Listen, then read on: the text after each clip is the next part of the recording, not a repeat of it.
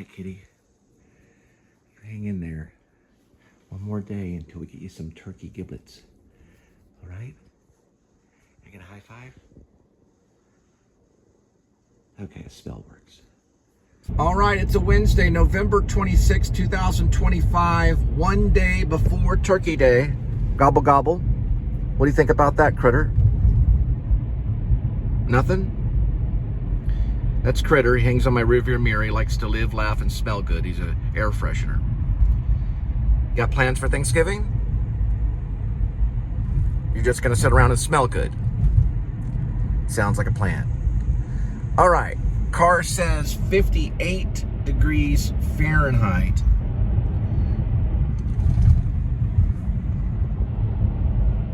Which is not what this says. This says 53. So this is the Apple weather. The high is 57 and low is 43. Let's tap into WeatherBug. 56 on WeatherBug. So they're a little bit different. Depends on who you trust. That's Apple. WeatherBug says 56. Low of 41 on WeatherBug. Low of 43 on Apple. So, I don't know. Close enough. I don't need to know which way the wind blows from Weatherman. Is that how it goes? You don't need to know which way the wind blows from a weatherman. Okay. Maybe it's coming from like the 60s, I think. What did I do? I don't know. I searched for a movie, and I looked under Hollywood Hits, under Criterion Collection, and I just landed on Social Network. Thought I'd watch that again. David Fincher. Aaron Sorkin's in it. I didn't know Aaron Sorkin was in it. I learned new things watching it this time, late at night. Aaron Sorkin plays an ad executive that talks to Mark Zuckerberg's character, played by Jesse Eisenberg, about glottal stops, which is like, uh-oh, right? Glottal stop is, they do a lot in Cockney language. What they talk, and they, instead of saying butter, they say butter. It's when you use your throat to make a consonant sound with, like, almost like cutting off part of the glottal aspect of things. Uh-oh is one example of it, because I looked up glottal stop after that one. Probably something Aaron Sorkin planned in his brilliant writing, which is entertaining. It is entertaining, okay? Is it true? I don't know. I think it's stretching it. I think they stretched it a little bit. I don't know. I thought it was funny. The Bill Gates guy sounded just like Bill Gates. He went to Harvard and spoke in a, supposedly, we don't know for sure, but he spoke in like a convention about computers. Zuckerberg was there, and when they went outside, they were talking, and they're like, who is that guy? Well, that was Bill Gates. And the guy that played him, I don't know the actor, but he sounded a lot like Bill Gates. The movie is historical, so it's kind of a historical movie depicting the rise of Facebook, how it implemented. There's a lot of that going on, those types of movies. I think there was, I don't think there's been one with MySpace yet, or Friendster. They just, Facebook was such a big deal. But they made it kind of dark. They used Trent Reznor for the soundtrack, which he's in a lot of stuff. A lot of different movies. Some of them I don't recommend, but I don't know. If you have Facebook, it's not that much different. It's not that big of a stretch. Seeing the movie, only there's less Facebook TV, I guess, which wasn't there at the time. This was like when Mark only had like $23 billion. I'll have to look at the dates and stuff. I think he's up to 170 billion. So it was kind of, it was at the height. I want to say, and I don't know if I'm right or wrong about this, but is he in it? It looks like there's a character that's responding to face mesh at Harvard. It looks like a Mark Zuckerberg kind of laughing. I'm thinking, is that what did they put him in there? I looked in the credits several times, didn't see it. If you watch the scene with face mesh, there's a guy laughing. It looks similar to Zuckerberg. I don't know. Check it out. It's pretty good. It's on Criterion Collection, so it made that closet. It made the Criterion channel, in the closet, so you could find it there. The David Fincher. Other than that, I got through that, so it's entertaining. And then I think, okay, Lord of the Rings thing, a revamp. It's not really, what I'm doing is not really a complete analyst or a review of it, but it's like little finds, little things that come up with Lord of the Rings. If I can find it real quick. Oh yeah, please subscribe. Do that right there. I do hand signals. And then also, if you want to support the channel, put my PayPal right here. And then you can also hit the notifying bell. Let's see if I can find the Lord of the Rings thing. I'm mostly doing it to, I was listening to this chick right here, Aurora. She is pretty amazing. I'm showing you kind of the stuff that I watched today. Adam's in Rome, Adam the Woo's in Rome. Let me see if I can find, there it is. I don't know, I just listen to it. It's a good way to pass time. And there's a lot there. And I've been listening to it. It's an 11-hour read on YouTube. And it's you know, you just kind of tap on it and it's a pretty professional read. I don't know anything about it. I don't have a cast list on it. But I've been calling the vlog the Lord of the deliveRings. I think I'm up to part 5 or something. I just have it, you know, sitting there, you know, just to kind of, you know, do whatever, you know. And then I guess it's a part of the show. You get to watch me pick up food at restaurants and drop it off at the doorstep. And one thing I want to say about Jesse Eisenberg, I think I consider him one of our best actors. He did a really good job in that. He's just, I don't know, there's something mesmerizing about his reality that he creates. He doesn't get a lot of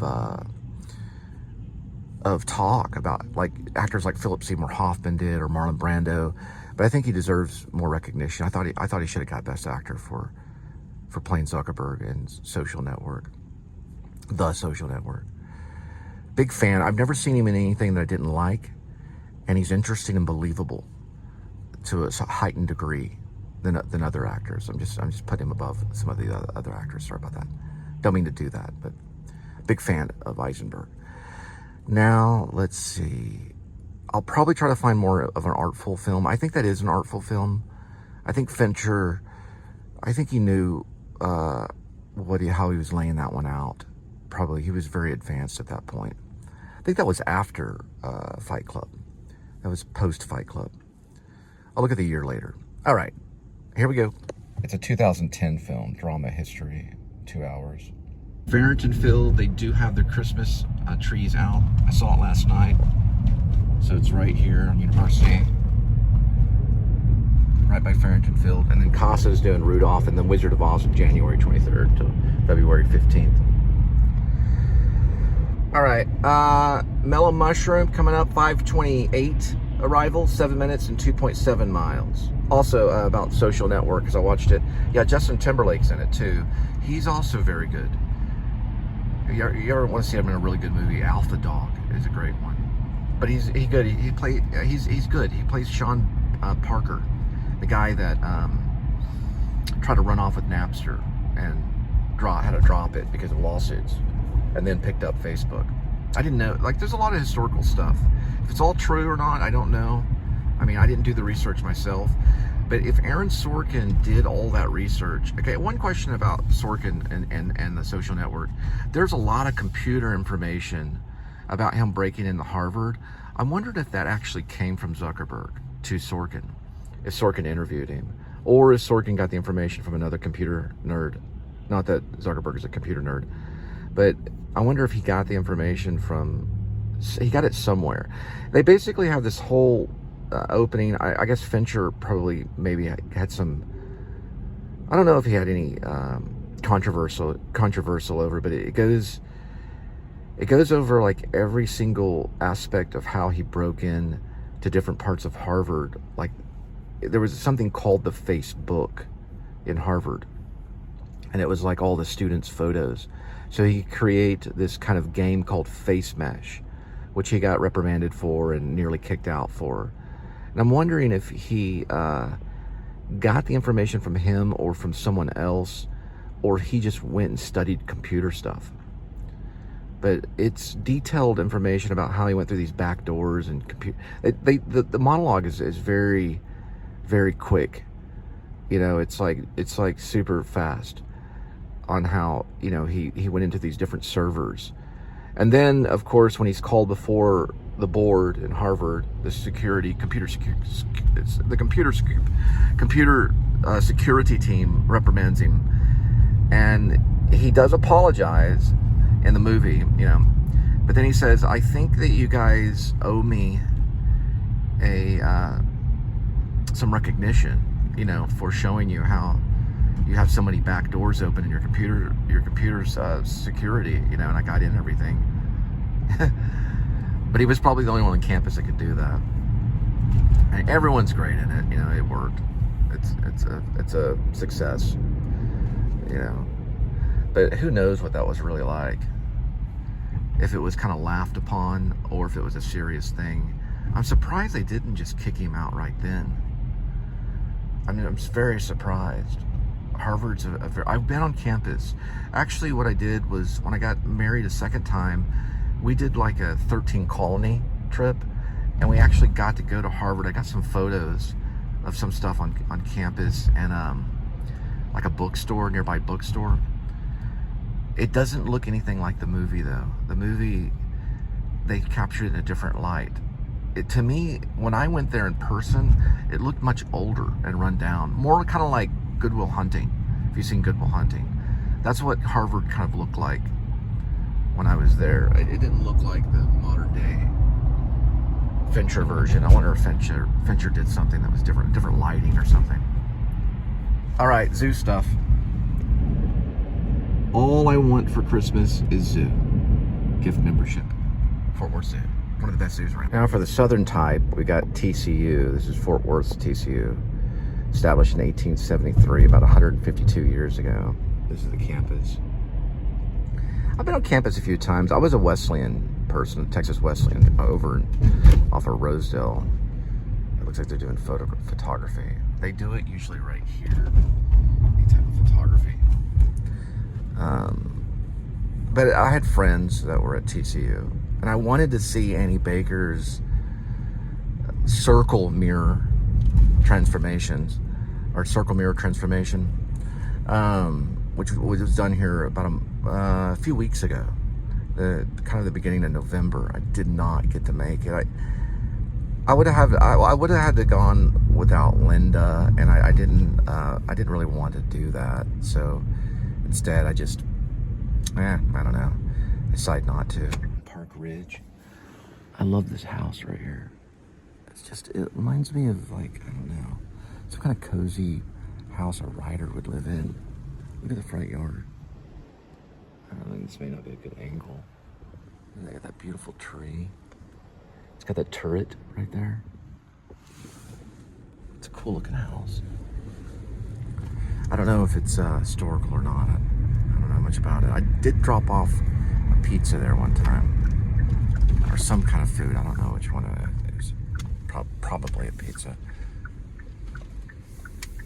Could have been Asian, Chinese food, or I don't really remember. Or health food. It might have been something like that in this area.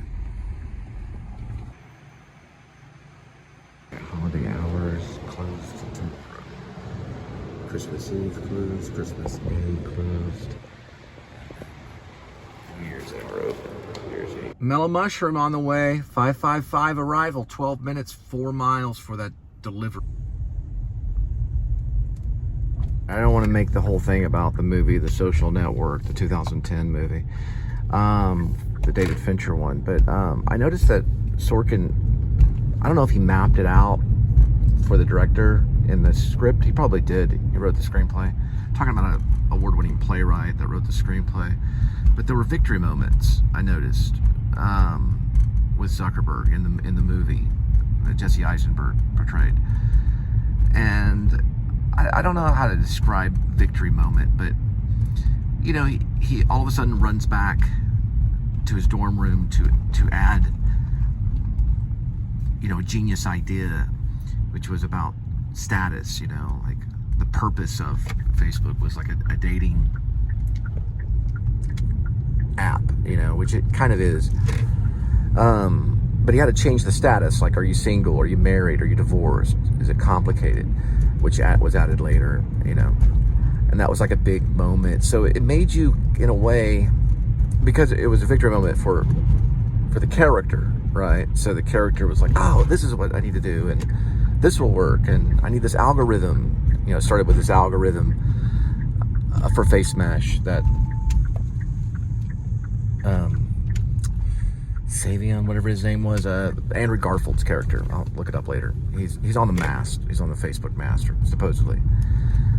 But I think he had to find these things so the audience could relate, and it's the big, I see, okay. Oh, okay, that's neat, And whether it all played out that way, it probably didn't, but it did in the movie, But it was probably a building process for him. He read, probably these things are true. He registered the website with some type of company. Savion, I think is the character's name. I'll look it up later, but Andrew Garfield's character gave him money to keep it going, and then he ended up going to New York to try to find people that would support the idea, even though Zuckerberg went to California and eventually ends up in San Francisco. Same with Sean Parker. And now the whole diluted thing to .03, his best friend, getting diluted in the lawsuit happening, because it all takes place out of order, which is another thing I'm wondering if Sorkin did, or they did it in the editing room. I don't know. Probably a little bit of both, because that could have easily been done in the editing room. Like let's make it out of order.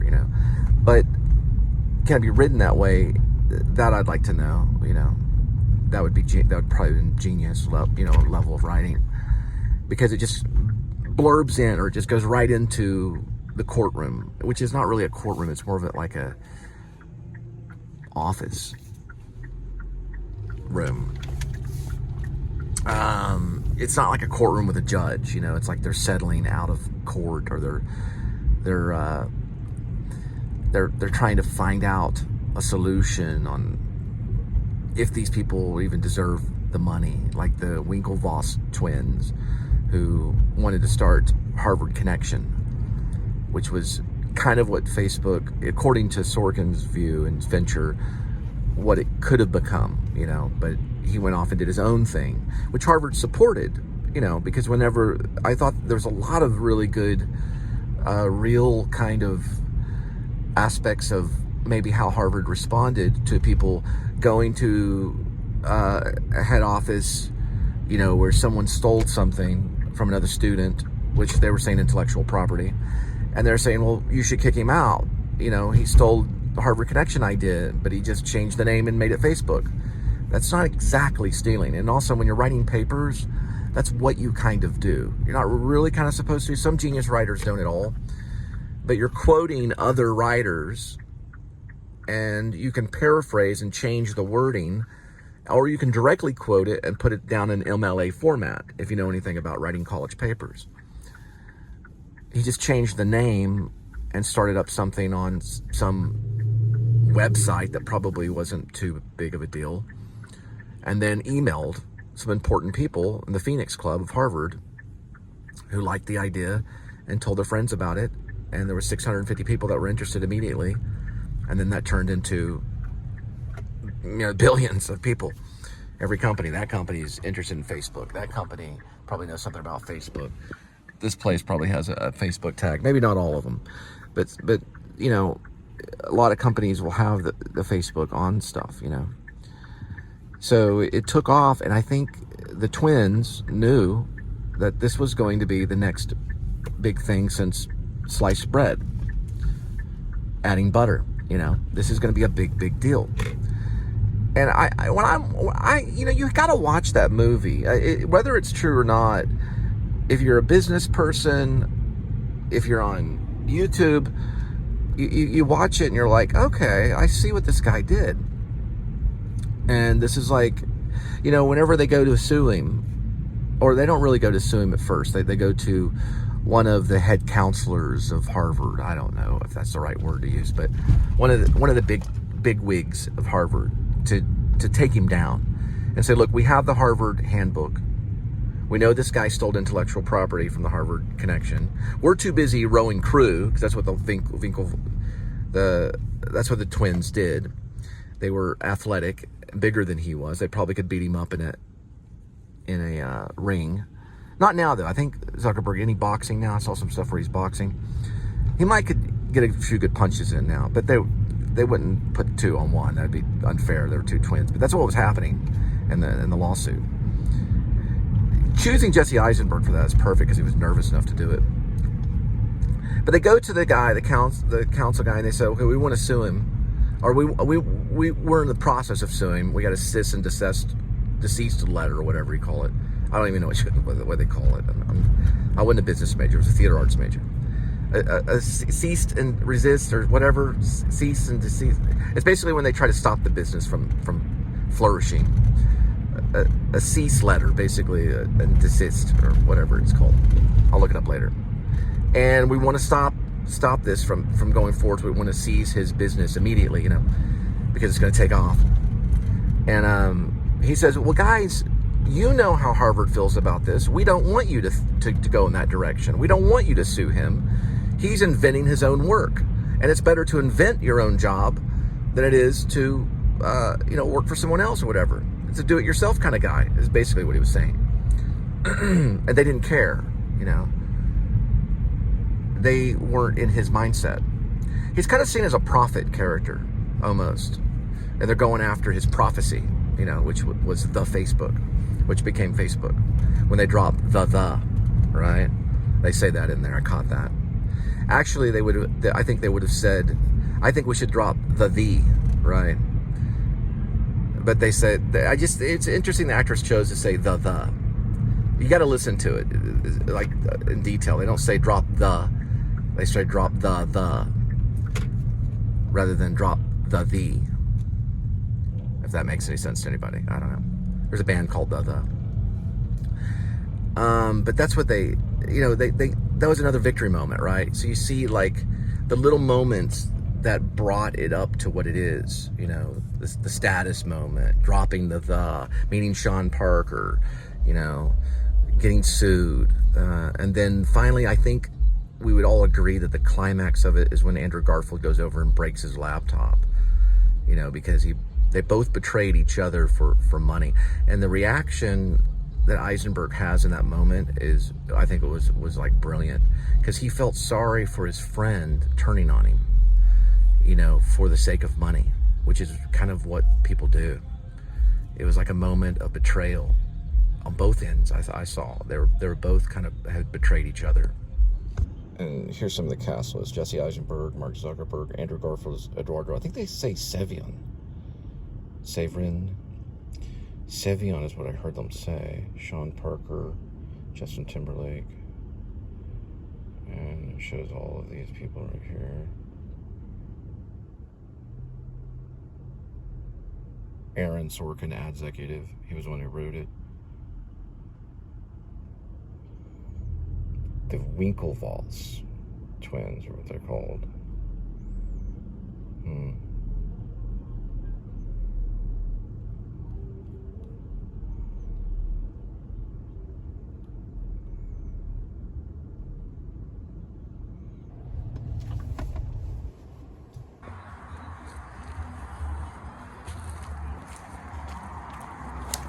What's interesting about the law, you would want to read John Bunyan, Pilgrim's Progress. You'd understand some of, I think you would understand aspects of the law. So the cease and desist letter that was sent to him on his dorm room could have stopped everything right there. Because these were 2 big guys. They're the Winklevoss twins.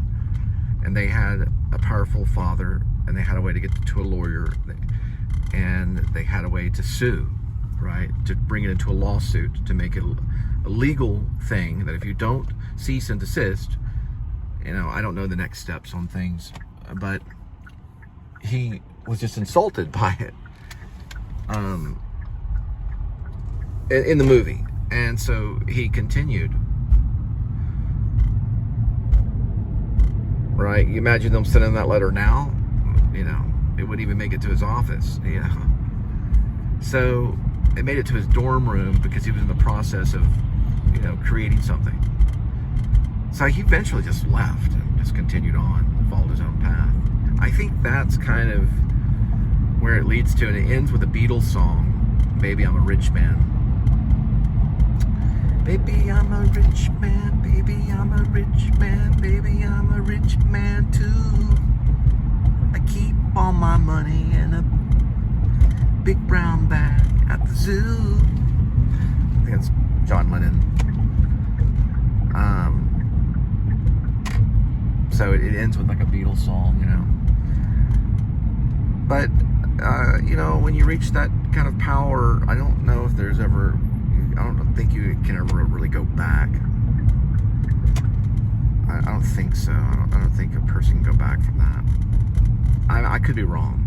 Maybe you could. But I think anything is possible, you know. 20 years from now, let's see. Real quick, whenever he says, you know, what you were looking for was on my dorm room window. I've talked about this before, the algorithm, which supposedly what it probably did was took a face, you know, because they fed it into the computer so that it would function in this game they played called Face Mesh. So a person would choose that particular face, and the other face would get a lower ranking. And I think that's what pretty much it did. And it's, you know, it's a form of vanity is what they didn't like about it. But, well, the female students didn't like it. They didn't think it was funny at all. But they weren't able to stop it because it was going through emails. And then they would open it up and play the game. But regardless, there's a scene where they're at the sorority, like kind of talking outside, and it's very cold, and it's Eduardo and Mark talking, and their breath is coming out. It's very cold. I'm wondering if he was quoting, you know, the lower levels of hell being frozen, you know, and he wanted to stay out in the cold. He does, you know, he walks out. I pay attention to these little detail things. And then Eduardo's character goes back into the party where it's warm, and they're wearing, like, I don't know, Hawaiian style stuff or whatever it is. I don't know, it's island style clothing. And then he stays outside and he's breathing, and you can see the cold air coming out, almost like he's this angel in the lower depths of hell or something, you know, or this prophet in the lower depths of hell. And then he walks off and, you know, into the cold and stays into the cold. I don't know. There's little things about it. He's also in the room, you know, at the end, kind of, and he's sitting there kind of by himself with the computer.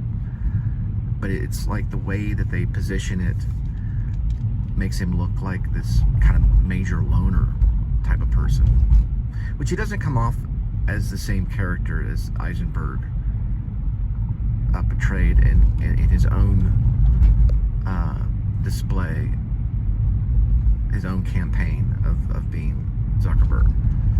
He's kind of a happy, funny guy, you know, just kind of making jokes. And this one, he's real serious and dark, and there's a biblical thing or something, and there's like this dark music, like a darkness is there, you know.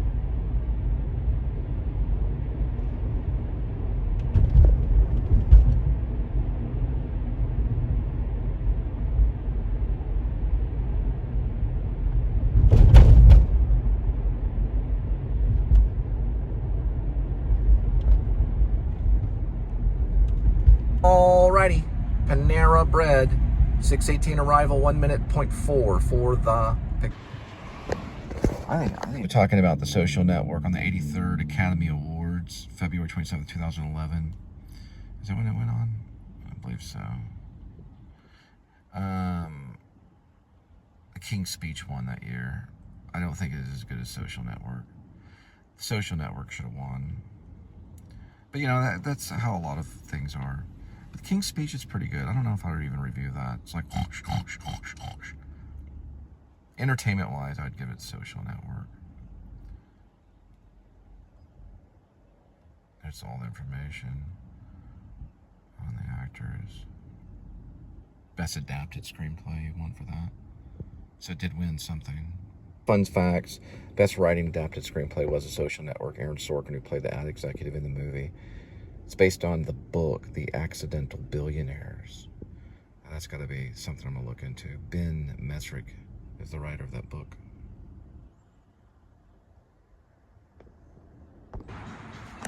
Panera Bread on the way, 6:36, 10 minutes, 6.1 miles for the... You know, I'd say present tense might be the right way.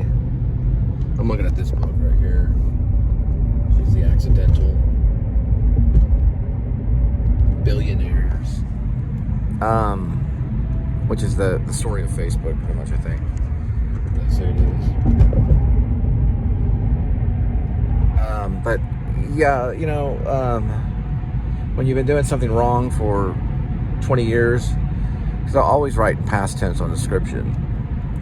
But I think this one I started doing some present tense and rib, which it's kind of silly, you know, I'm not going to lie. I'm trying, what I'm trying to do is like the whole big thing about the militia thing and all that stuff is, it's kind of a costume, if that makes any sense. You know, when you go to the theater, you go to see the actor. You like the costume, but it doesn't make or break the play. It's usually the actors that do. The writing helps, the scenery helps, the makeup helps, the lighting helps, the curtain helps, proscenium, the stage, what's playing in the lobby can help, but it's the actors that make the play. And so the characters are what the actors portray. And so it's kind of a scenic thing, you know? It's just something that's not really what it's about. You know, it's not, you could say maybe a cop drama maybe, but it's not the whole aspect of it, you know? It's the actor, it's the people, the character. And I think you can sense that, whether it's past tense or present tense, maybe. And like I said, the dialogue is always present tense, so it doesn't matter anyway. If you go past tense and then switch to present tense, I don't know if that's a big deal or if that's been done before. It may or may not have been. All right, so I'm assuming that Aaron Sorkin probably got through that book and was like, okay, now I don't have to kill myself trying to get all the information. This guy almost already did it. I'll find out the author's name later. That's probably what he did, maybe, because I was thinking, where did he get the information? Well, I found out pretty quick. It's from this book right here.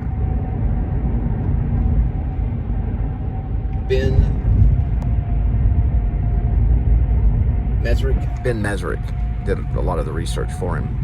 Why not? Okay. So he probably got the information from that book, adapted it, and then won for Best Adapted Screenplay.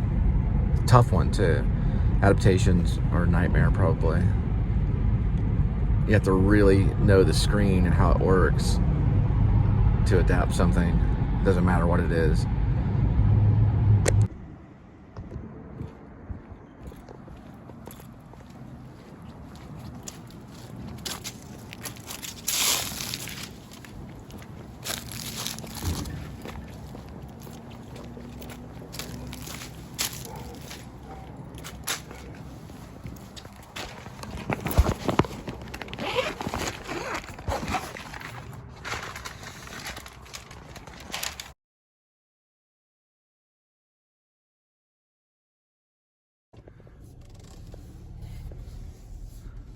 Christmas season's finally arrived.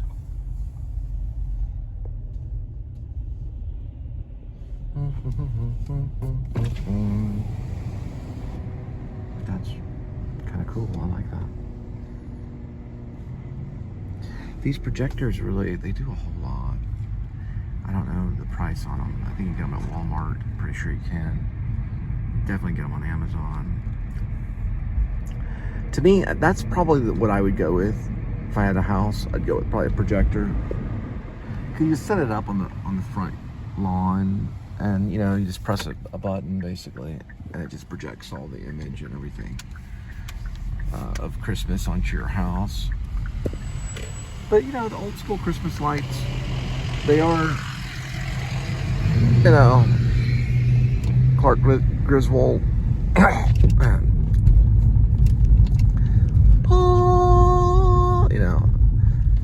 It's a lot of work. They like that, though. People like that. They like to get the old staple gun out there.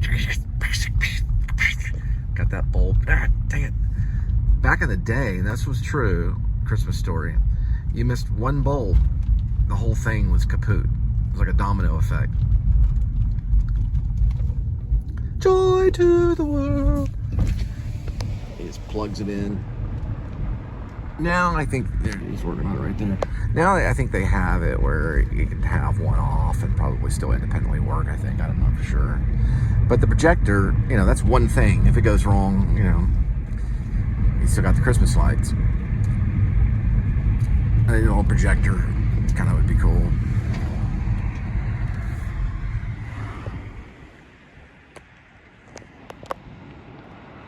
All right, so I'm listening to it, and I totally get the idea that Facebook is exclusive. Yeah, it can be. You can exclude things. I like that. That's why I would want to suggest some things to Zuckerberg, like about it probably already is there. My suggestion. It's like if you're married, right? To have suggestions where all the meta stuff goes to both partners. But I don't know if they have it set up yet like that. So let's say if your wife gets a message, then you get the same message. And they may be like, well, if they both are okay with it, why don't they just join the same page? And that's probably what they did. Or they create their own. They put both their names on the same Facebook page, I guess you could say. And then that would happen. And I have friends that have done that. And it's not that bad of a deal. But the idea is if it's changed, and they do change Meta for that purpose, and it's just like a simple click to the button, then when they get married and then the spouse accepts the proposal or whatever, and they start to join as one, there could be a button where they can also press to make the Meta merge. And that's probably an idea that's been out there, where it's less exclusive between the partners of a married couple. And they may change it back, where it's separate. Because it's like this, like having a landline, a phone. Back in the day when my dad was growing up and was married to my mom, they ended up being a divorce. All the phone calls that would go to that house would go to both of them because the phone would ring in the house. It'd be the same thing with the Facebook Meta. So if you message the wife, it would also go to the husband. And that could save some argument. If the button is chosen, they choose to do that. It would be my suggestion to Facebook and Meta. But the exclusive thing is like a big deal, that you can exclude others. And if you listen to this thing, which is a book, that's like a sample book right here. It does give you the whole aspect of how Harvard was exclusive with the Final Club and the Phoenix and things like that. Not everybody could just join that. Like they show it in the movie where they bring Zuckerberg's character to the lobby of the fraternity. I guess it's fraternity. And the demon's laying down. And they don't let him in. They're like, you can only go as far as the lobby, but here's a sandwich, because he didn't belong to that particular fraternity. Because they're secretive. Well, according to the writer, he wasn't able to get an interview with Zuckerberg. All right. St. Paul Lutheran's Church and School, not as I will, but as you will, Matthew 26:39. But I think he probably did get in touch with Eduardo Severin. I'm assuming he did. He didn't say that he did. That's a Papa John's. I'm gonna see if the shortcut worked. 7:03 arrival, 6 minutes, 1.8 mile for the pickup. I'm gonna try going this way. There's a bridge that goes right to the museum is. It says 1.8. If I choose this, it'll say, it's not saying it yet. Hang on, let's see if it reads it. Yeah, 2.3. All right, 7:05 arrival, 7 minutes and 2.2 miles. I'm gonna go across the bridge in this direction rather than you turn there under the bridge and hit the lights again. That'll sometimes change as you go. It's not always exact. 7:04 for now on the arrival.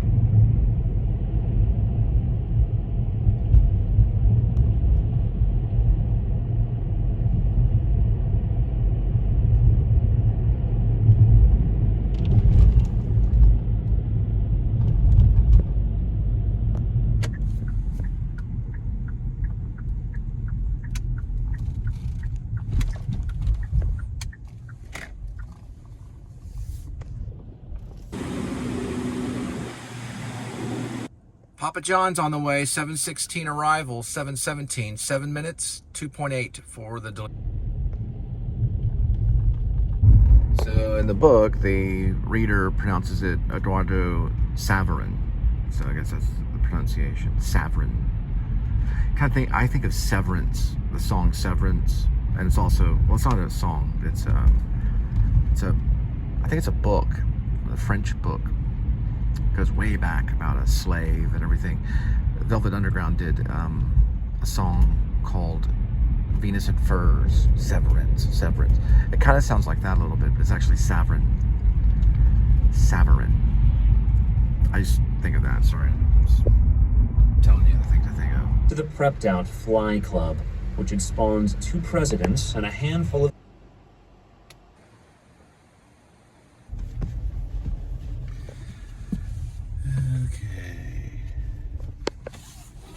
It's called the Sadie Apartments. Alrighty. Serious Pizza, 7:30 arrival, 4 minutes, 1.6 miles for the pickup. sophomores were invited. Alright, this is the backside of Serious Pizza. I guess they're taking from Christopher Nolan's, Batman, The Dark Knight. Yeah, they are. 100%. One pizza to rule them all. One pizza to rule them all. My precious pizza. Why are you so serious?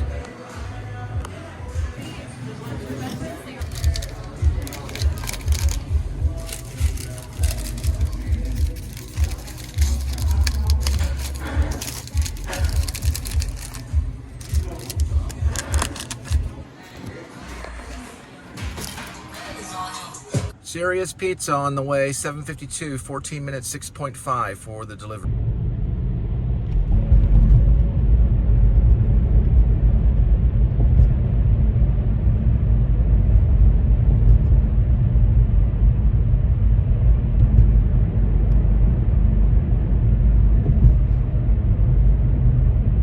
You might even consider.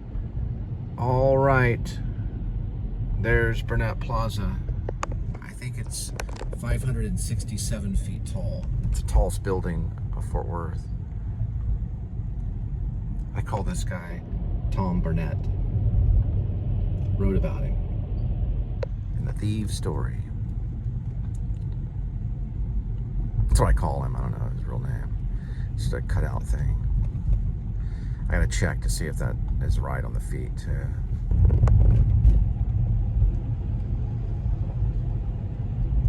You would think that was the biggest building though, but it's actually the Plaza one. That was kind of the skateboard hangout too, the Plaza at Burnett. Because of the marble. They didn't like it, they hated it, they didn't want skateboarders around. We had to go in there really quick and do our rail slides and get the freak out, you know.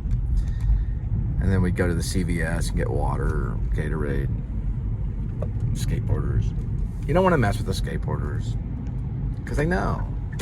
If you ever tried to do a kickflip, get a skateboard, put it down on the ground, do a kickflip. Ain't gonna happen. At least you're a skater. I don't even think I can do it anymore. I could do double kickflips and land it over a curb. Tiled dropped ceilings, bug-eyed water coolers, chrome-edged conference table showed that the avoidant... Interesting. I was just bringing up that Dante Alighieri's Circles of Hell, and that's Ben Masaryk, who wrote both the Winklevoss and Zuckerberg's book, well, a book about him, called The Accidental Billionaires. This one's kind of about the twins, Bitcoin billionaires. So I mentioned it.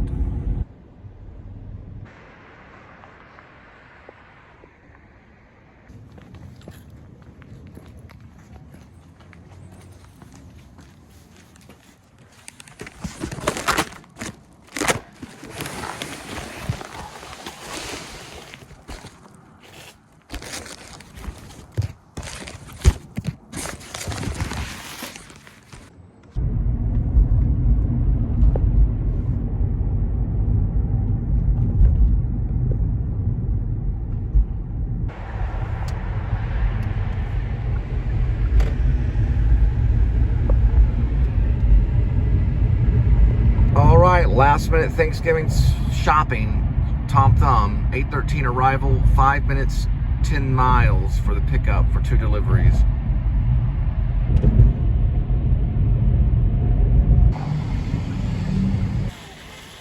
It looks like they're coming out for the Christmas trees. $39.99, 34% of them right here.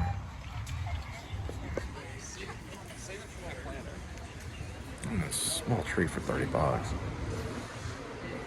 I like this, decorate something like this.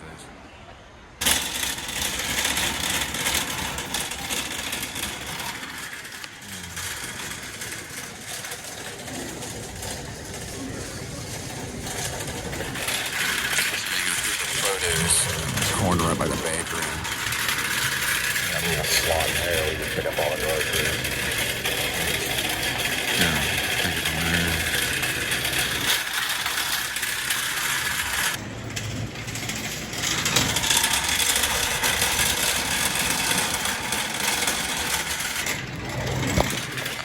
Someone came in on the second order and they just grabbed it and ran. That's what they think. I don't know. So I'm going to go ahead and stock this one up in the trunk and come back and let them sort out. They're looking at numbers and figuring out what's going on. The customer's saying the other one didn't arrive or something like that. So this one's on its way, but I have to go back to get the other one. Weird. It didn't I guess it's so busy. Oh yeah, there it goes. It didn't have an automatic lock. I got that one settled. And now I'm going for the other order. Let's see what in the world's going on. Yeah, these carts will lock at that door. So I gotta let them know on this next one.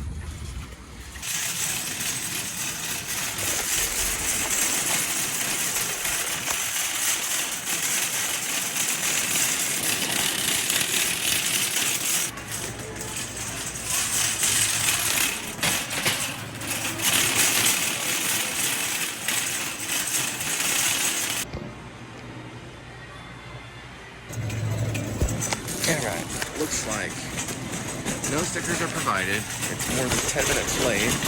And it's a double order because of theft, is what they're saying. So, I don't know. Go right ahead. Alright. On its way.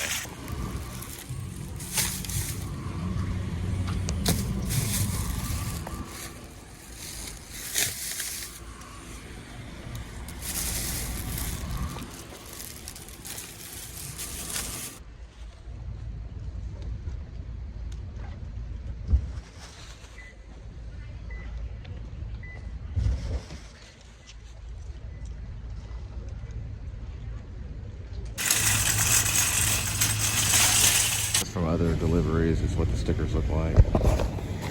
Right, 2 Tom Thumb orders. The first one, 8:48 arrival, 7 minutes, 2 miles for the delivery.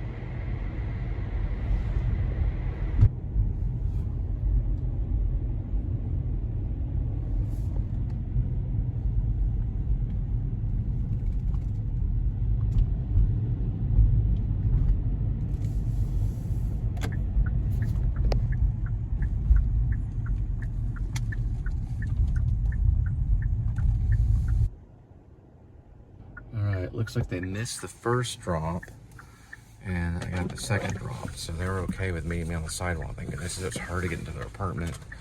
So anyway, going to the next one. All right, second Tom Thumb order, 9:06, 9 minutes, 4.9 miles for the delivery.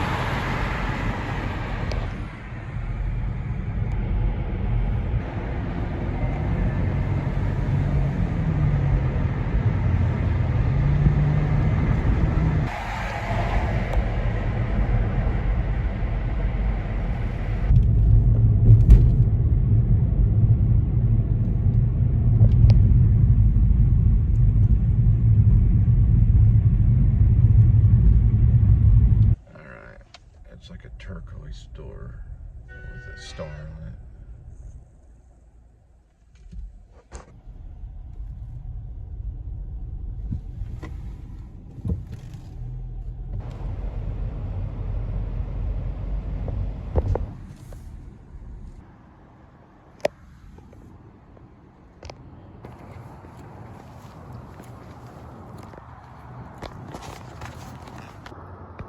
These are kind of cool Christmas balls. It's pretty neat. Had originally been Cameron's idea. Kind of on the low they had spent so much time going back and forth through their lawyers. There we go. Okay.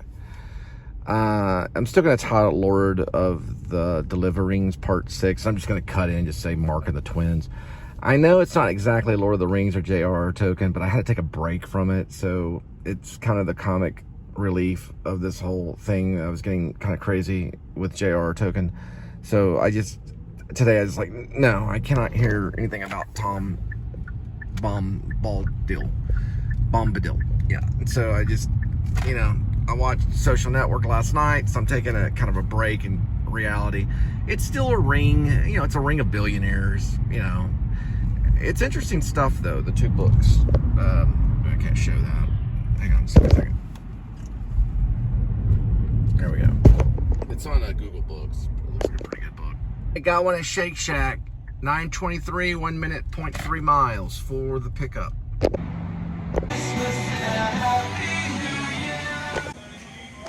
Merry Grinchmas.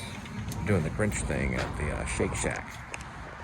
All right, Shake Shack, 9:39, 8 minutes, 3.3 miles for the delivery.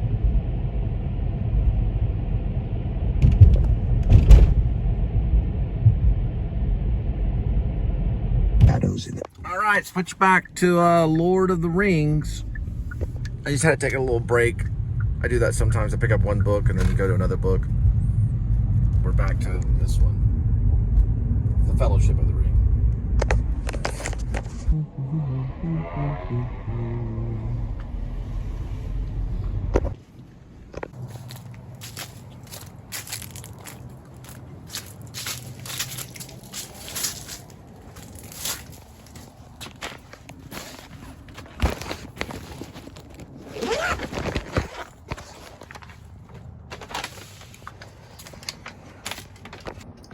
All right, this snack break is brought to you by Pringles, bursting with flavor.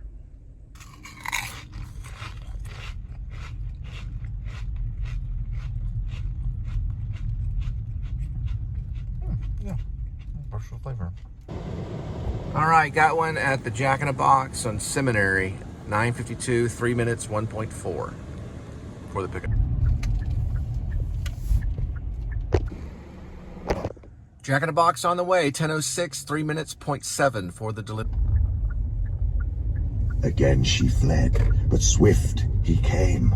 Tinuviel, Tinuviel. He called her by her elvish name, and there she halted, listening. One moment stood she at last, then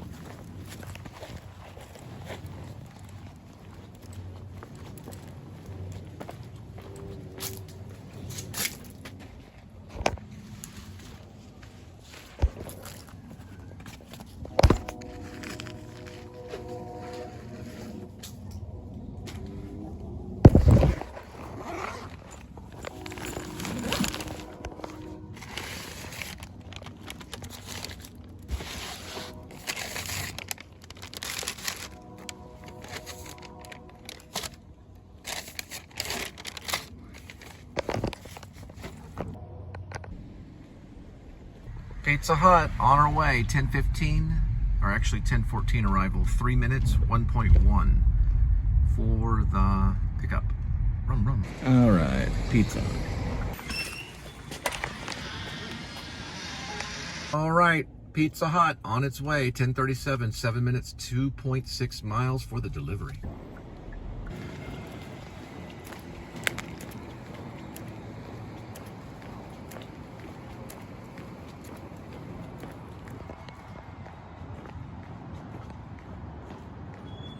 Huh. Did you boba tea there? This is called the Highlands on Magnolia. Kind of see it right there.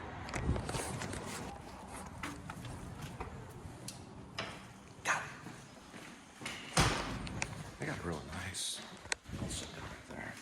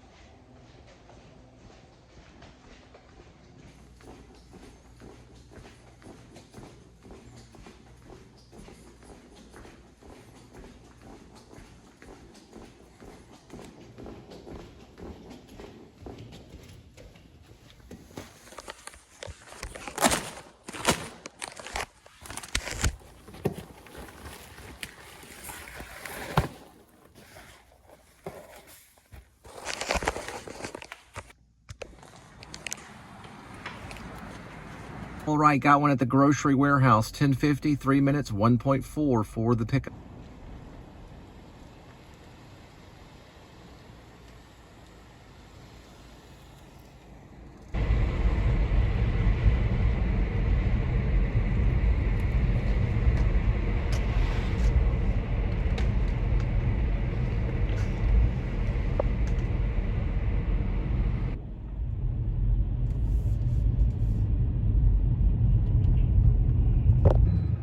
All right, last one for tonight. 11:12 arrival, 18 minutes, 14 miles for the grocery warehouse and other items on its way. Of the enemy. Why they were not all here, I don't know, but I don't think they expected to be resisted. They have drawn off for the time again another night. If we cannot escape, they are only waiting because they think that their purpose is almost accomplished and that the ring cannot fly much further. He hurried off and disappeared again into the darkness. Frodo dozed, though the pain of his... Then setting it aside, he turned to Frodo and in a soft... It's away south of the road. I found it in the dark by the scent of its leaves. He crushed a leaf in his fingers and he gave out a sweet and pungent fragrance. It is fortunate that I could find it, for it is a healing plant that the men of the West brought to Middle-earth. Don't be a turkey. Phone down. Buckle up.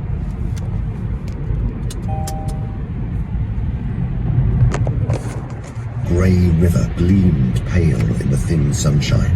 In the distance they glimpsed yet another river in a stony valley, half veiled in mist. So when my sister was still alive, I came here a while back. It was probably 2004. I met my first wife in Crowley, and we were married for about 6 years or so. We moved to Fort Worth, in the Ridgemar area. From here, I did the E.B. White play, Charlotte's Web, and Dallas Children's Theater. So I had to drive from here all the way to Dallas. But my first wife and I went to that AMC, one of our first dates, to see Secret Window, the Johnny Depp movie, based on I believe a novella by Stephen King, the same name. One of the many movies that we saw. She ended up finding a way introducing me to David Lynch, the film director, because she was studying radio in Arlington at ABC, American Broadcast School. ABS, I think it's ABS, right, in Arlington. Her friend had tickets to the USA Film Festival to Inland Empire. So we went to see Inland Empire, and then afterwards we got to talk to David Lynch. I talked to him about script writing. That's where he told me everything is written down, even though Inland Empire was improv, loosely based on a script, a haunted script supposedly. Everything is scripted, is what he said. Yeah, everything is scripted.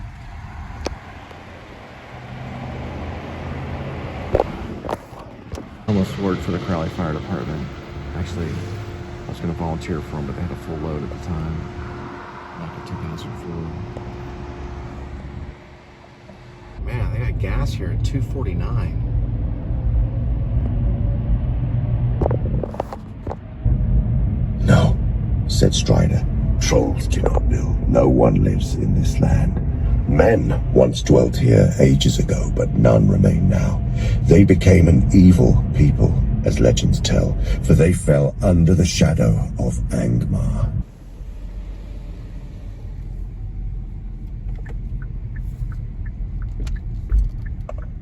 The customer requested you leave the order at their door.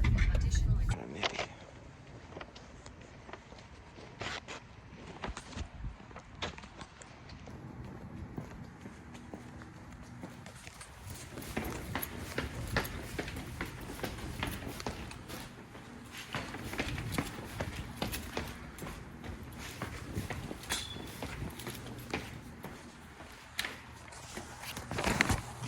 Alright, well, that's the last one for tonight.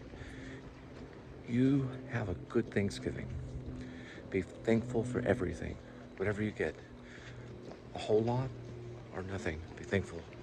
Be thankful for God above. Amen. What I mean is always be thankful for whatever you get. If it's a whole lot, or if it's a little, always be thankful for everything.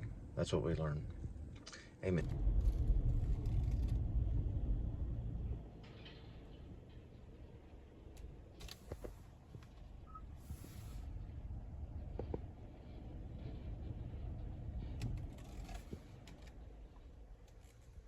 All right, we're gonna head back to feed Kitty and prepare for Thanksgiving. All right, so after using my points, I should get it for $2.45 a gallon. First thing, put in the phone number. Sometimes they roll back 15, but they roll back 10, so we got it for that.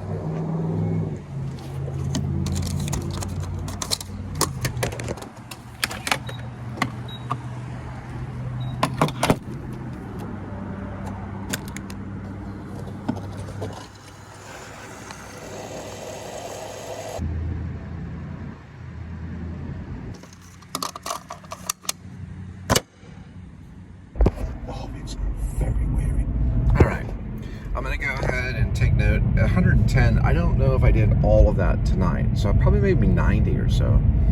But I'm resetting now, so when I get back, it'll be 20 miles added on there.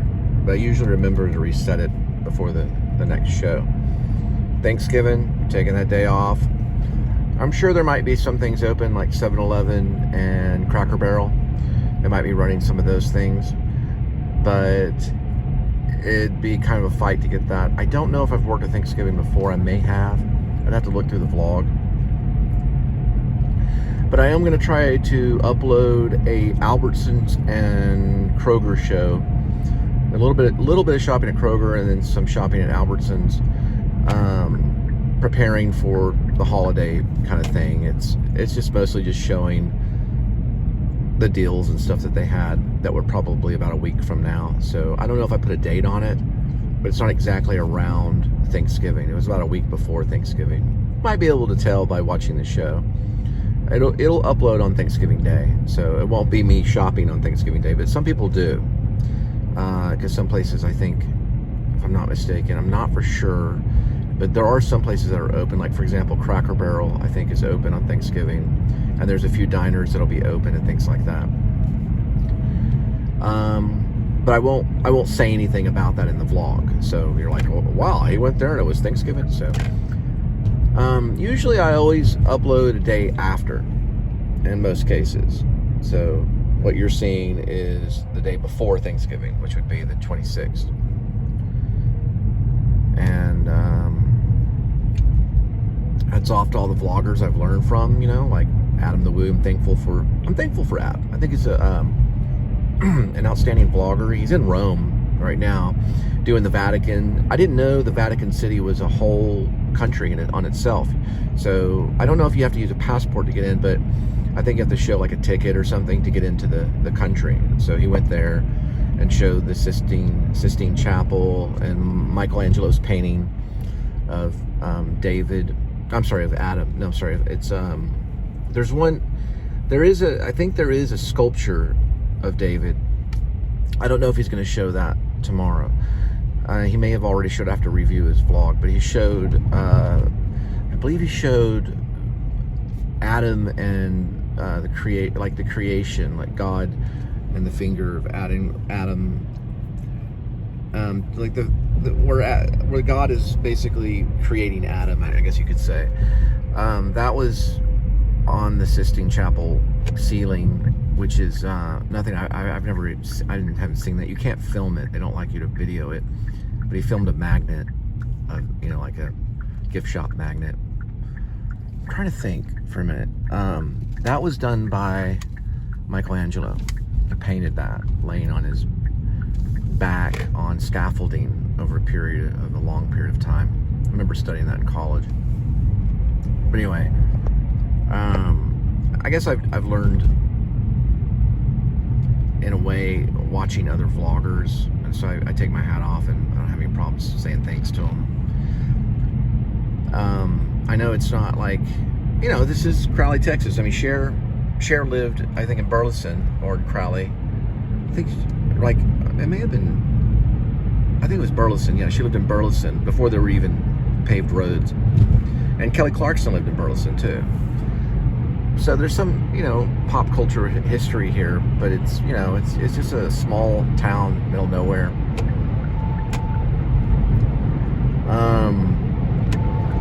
Trying to think of anything else. Yeah, the Lord of the Rings thing, I'm sorry I didn't really push that tonight. I know I went in a different direction. I wanted to listen to something new, and so I watched The Social Network last night, and then I got interested in that book that is called The Accidental Billionaires. But I listened to that for a while. So I'm going to still title it, Lord of the deliveRings, part probably 6, and just throw that in there.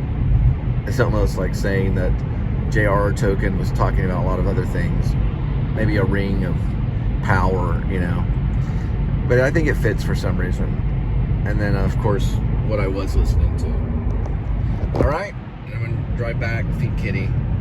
Y'all have a happy Thanksgiving. They advanced slowly, for they had to pick their way through a pathless country encumbered by... That's what I was talking about on accident. I guess I just...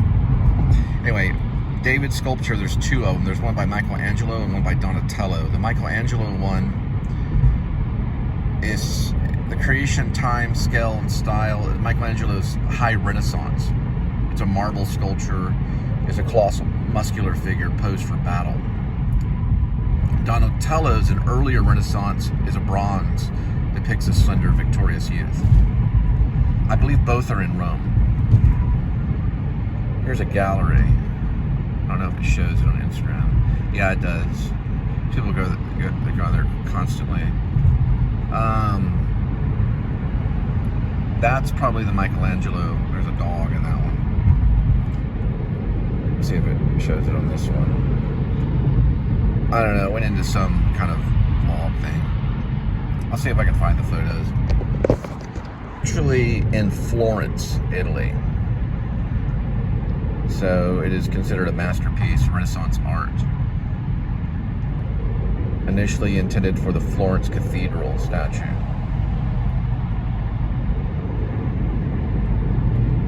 And that's of David. the regular Renaissance one in Florence. Or I guess you just say Renaissance.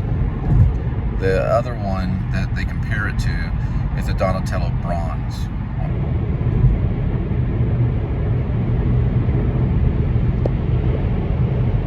And also in Florence is David's bronze Donatello, done 1440s. Now in Bargello, Florence,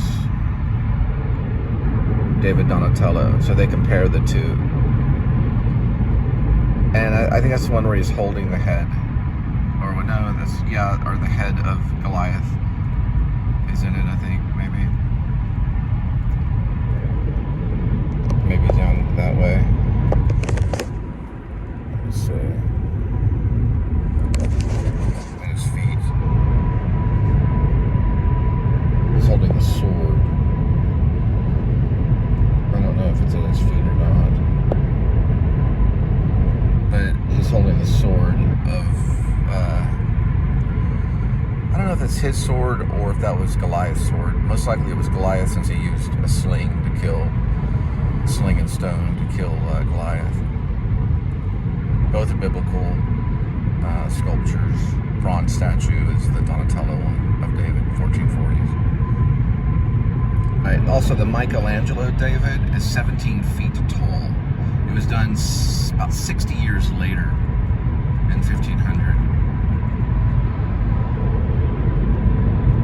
Shows where it's located right there.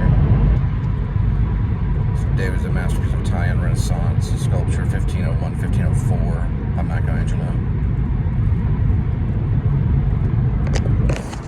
Remember in college when I took theater history, we studied things like statues for the movement and what defined it as Renaissance and what defined Donatello as early, I guess you would say early Renaissance. And they both have different details. One's marble, of course. Michelangelo's marble, and Donatello is bronze with a different type of detailed feature. He's holding a sword, and I believe he has a helmet on. And they both have different movements, like they're moving in different ways. One's more of like in battle, which is the Donatello, where the other one is more of like a statue, which is the marble.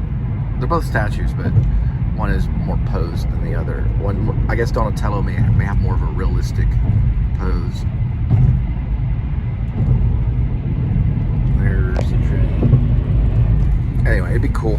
If I could choose, though, what I want to go to, Rome or Greece, I might choose Greece. Like, the Theater of Dionysus is there, and the Pantheon is in Greece as well. The original one.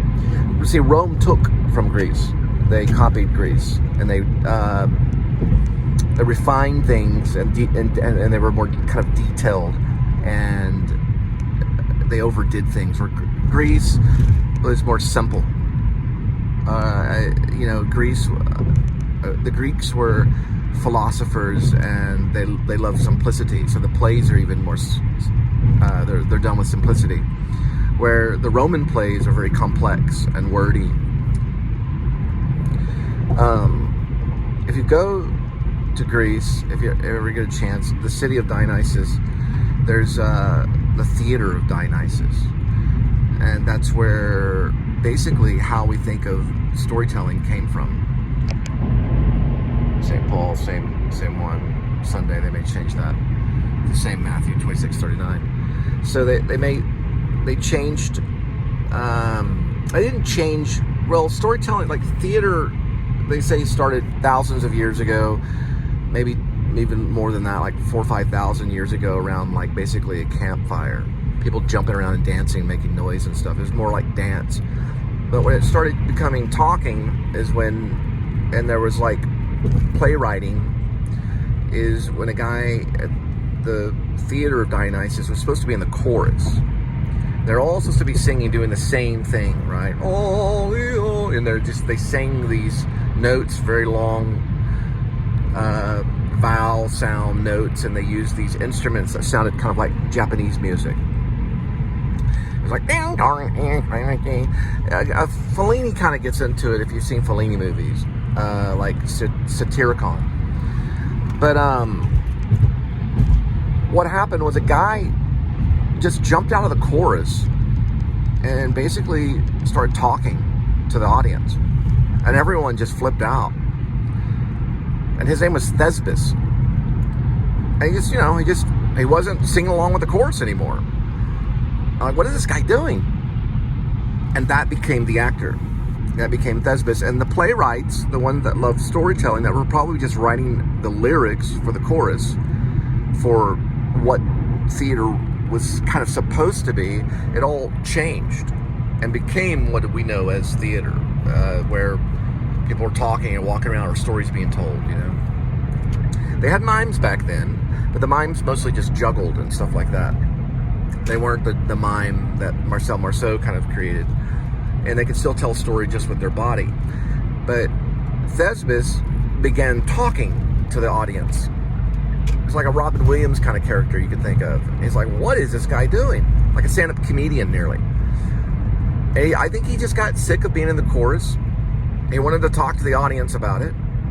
And that began theater, and eventually, way down the line, thousands of years later, what we know is a movie.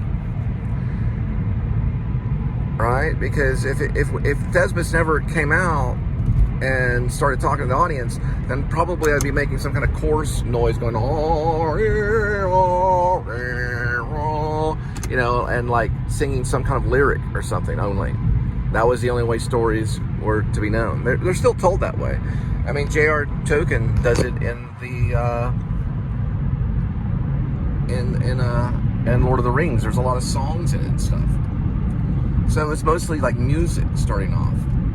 It'd be cool to go see the Theater of Dionysus and everything. That's where they did the satyr plays. And satyrs were like half man, half goats. And they made fun of the other plays and stuff. They were kind of like a version of Saturday Night Live. And they had like these little instruments, like these little pan flutes and stuff. But another thing too, if anyone goes out to England, I wish there was more footage of the Stratford-on-Avon of Shakespeare's The Globe. I would want to do that if I went to England. I'd flock to the Globe. Because that was like pretty much the closest we're going to get to like maybe YouTube. Back then, if you go all the way back during, I guess that was what, late 1590s, going into the Renaissance with Shakespeare. And, it's like, that was the public forum in a way. That was where you were able to go and present your play. If you were Christopher Marlowe or if you were William Shakespeare or something like that, that's where you would set it up. That was the movie theater, even though it was a theater, They had bear baiting around the theater and all this craziness, where all this entertainment, probably clowns were around, and there were things being sold around the market. And then they would go into the Globe. Even the priest and stuff like that, either Catholic or Protestant, would all go in, and everything was on like a one level. Everyone agreed that this was humanity, and we were listening to a story by this guy named the Bard, known as William Shakespeare. That'd be cool to go to Stratford-on-Avon and see that. Things like that in the future. Always wanted to.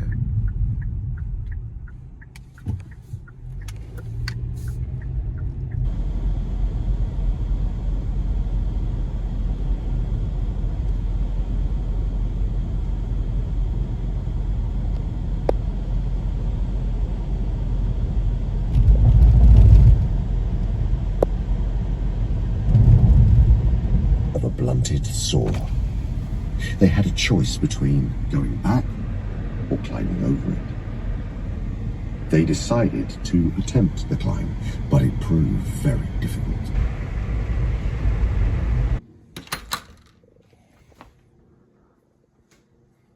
Do it on a chair.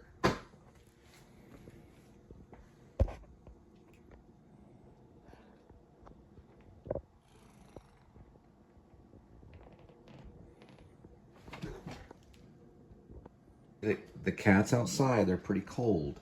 And you're going to share some of your temptations, and I'm going to give you another type of cat food. So, the cats outside need to eat too. I know, don't be jealous. Just hang on. Part of life is sharing, okay, kitty? There we go. I'm feeding them the rest of this and some of this temptation. the kitties full. Because the kitties outside are pretty hungry. And then we're going to give Kitty something coming up. A little treat.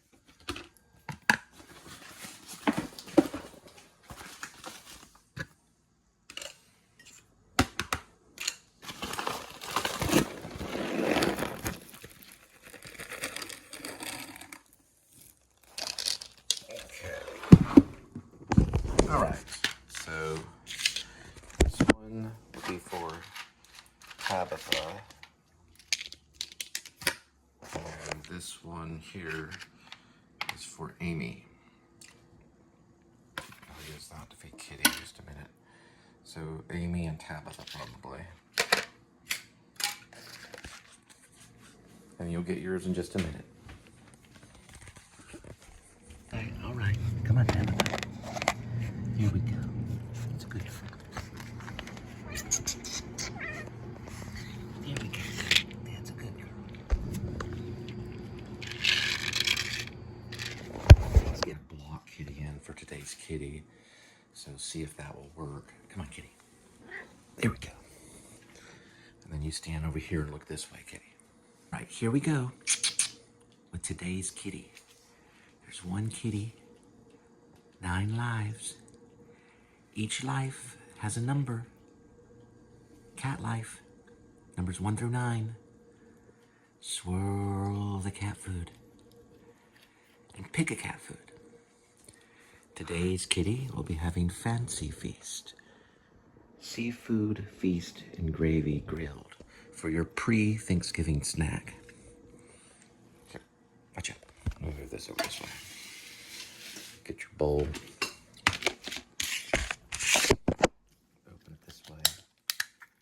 Always be good to animals, and you'll be good to people.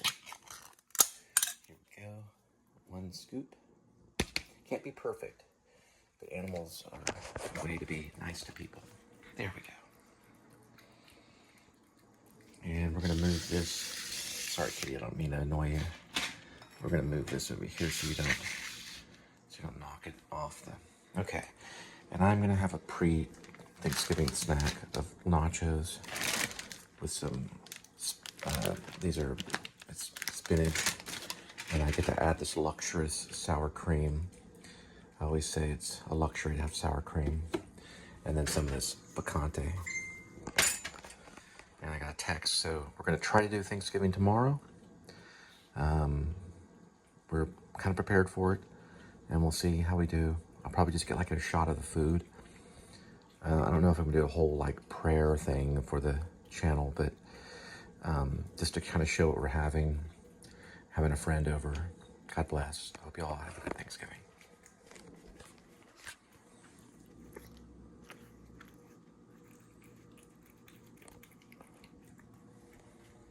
Using sharp cheddar and Colby Jack. Mix those two. And I'm gonna put some spinach down. And probably little slices of pork chop. So I added some avocado. Next, I'm gonna add the meat. And then begin using this meat to put on my nachos. But I'm only gonna use a little bit. We're gonna decorate the nachos.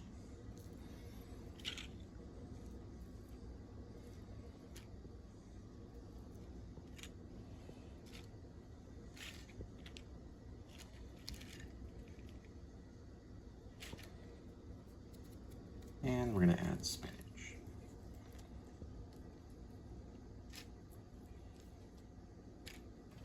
And then we're gonna microwave it.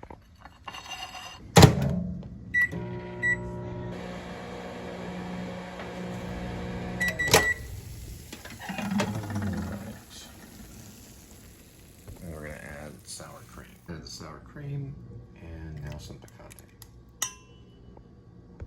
Voila. Tea or ice water in hell.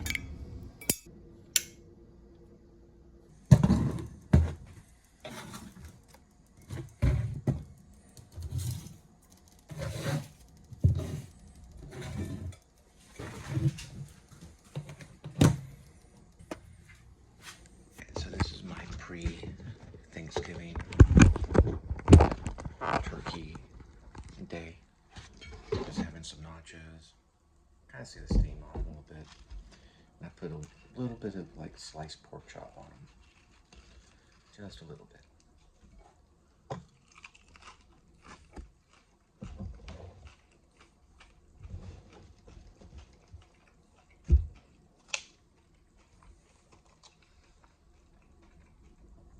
Roasted red pepper, hummus I'm gonna have later on.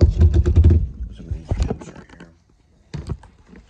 And then I got some picante right there. And I put a little bit of avocado. You can kind of see it right there. I don't know.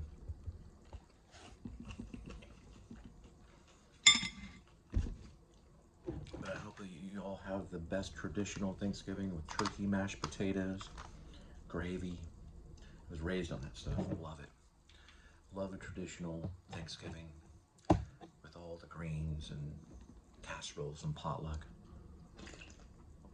All that wonderful stuff that people wait all year to have. But I'm thankful for these nachos with pork chop and a little bit of spinach and avocado.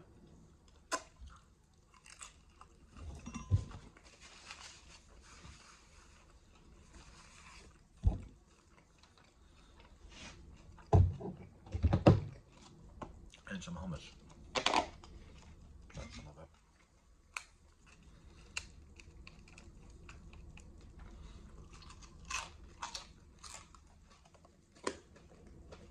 The time when people get the dip, chips. I actually got some popcorn, but I'm not gonna probably vlog it. Sit around, watch movies, like Planes, Trains, and Automobiles, which I love. John Hughes' masterpiece, best comedy ever. If I become a filmmaker, I would try to argue my way in doing a real filmmaker. I'm talking about it's produced by studios. I would want to do Trains, Planes, and Automobiles redo, because I've been compared to Steve Martin. You know, like excuse me. You know, and also if you're trying to tell a story, you know, just have a point. You're like a chatty Cathy doll that pulls some string all the time. Only you would pull your own string all the time.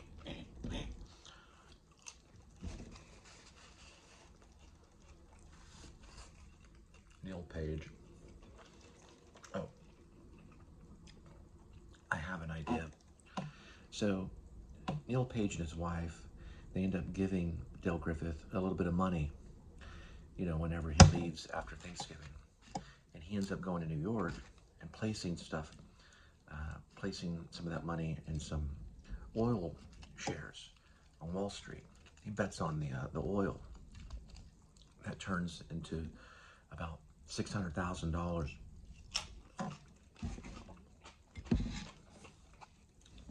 He ends up running across Neil Page again, but the next time he runs across him, he's really, really, really wealthy.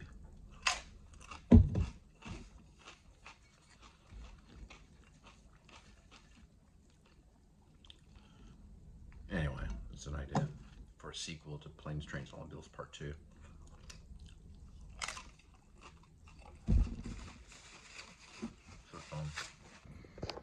There I am. We'll just watch the news, get traffic reports. You have a good one.